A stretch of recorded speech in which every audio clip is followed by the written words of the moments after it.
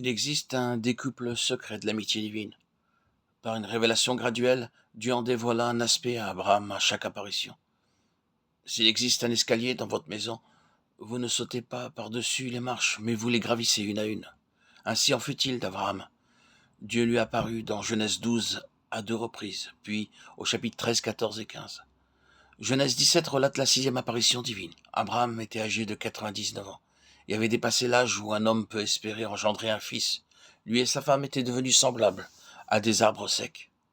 À cette époque, il lui fallut croire que Dieu était capable d'accomplir sa promesse, bien que lui, Abraham, fût vieux et sa femme également vieille. Ils s'enfaiblirent dans la foi. Il ne considéra point que son corps était déjà usé, puisqu'il avait près de 100 ans, et que Sarah n'était plus en état d'avoir des enfants. Il ne douta point par incrédulité au sujet de la promesse de Dieu. Mais il fut fortifié par la foi, donnant gloire à Dieu et ayant la pleine conviction que ce qu'il promet, il peut aussi l'accomplir. C'est pourquoi cela lui fut imputé à justice. Mais ce n'est pas à cause de lui seul qu'il est écrit que cela lui fut imputé. C'est encore à cause de nous, à qui cela sera imputé, à nous qui croyons en celui qui a ressuscité des morts, Jésus notre Seigneur. Romains 14, 19-24. C'est seulement à cette époque qu'il parvint une foi véritable. Depuis 25 ans, Dieu attendait qu'une telle assurance naisse en lui. Il plaçait déjà sa confiance en l'Éternel, à l'époque de la première apparition. Mais ce n'était pas une conviction profonde. C'est par la foi qu'Abraham, lors de sa vocation, obéit et partit pour un lieu qu'il devait recevoir en héritage, et qu'il partit sans savoir où il allait. Hébreux 11.8. Il obéit à Dieu et quitta immédiatement son pays, sa parenté et ses amis, pour se rendre dans une terre étrangère et inconnue. Obéir de cette manière représentait un grand sacrifice et demandait beaucoup de foi. Pourtant, Dieu ne fut pas satisfait. Il prépara Abraham de façon progressive pour qu'il parvienne à une foi plus solide, jusqu'à ce que lui et sa femme fussent devenus trop âgés pour mettre des enfants au monde. Ils étaient devenus semblables à des arbres desséchés.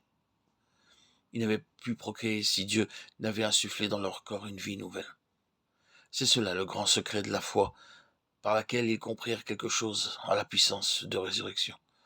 En faisant appel à cette même puissance, nous pouvons pareillement venir à bout de toutes nos tentations. Nous trouvons l'apôtre Paul à Philippe déclarant avec un désir ardent, afin de connaître Christ et la puissance de sa résurrection.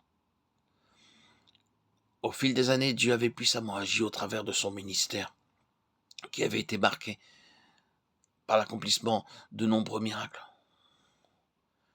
Et pourtant, le voilà qui déclarait dans son vieil âge, « Je regarde toute chose comme une perte, afin de connaître Christ et la puissance de sa résurrection, qui est la plus grande puissance accessible aux croyants. » Beaucoup d'entre eux échafaudent inlassablement des projets et des desseins pendant de nombreuses années, cherchant à obtenir la puissance dans leur vie.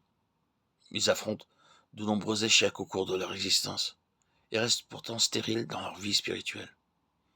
Ils essaient alors de trouver un moyen de dominer leurs tentations. Ils s'imaginent que ce sont des visions ou certaines expériences qui leur permettront de parvenir à la puissance.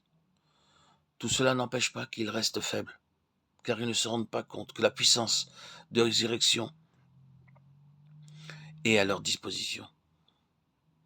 Si nous avons la conviction que notre Seigneur Jésus-Christ est mort à notre place pour expier nos péchés, et qu'il est ressuscité pour notre justification, afin de vivre en nous par son Saint-Esprit, alors nous pouvons recevoir dans notre être, par la foi, jour après jour, la puissance de résurrection pour chaque situation, chaque tentation et chaque besoin.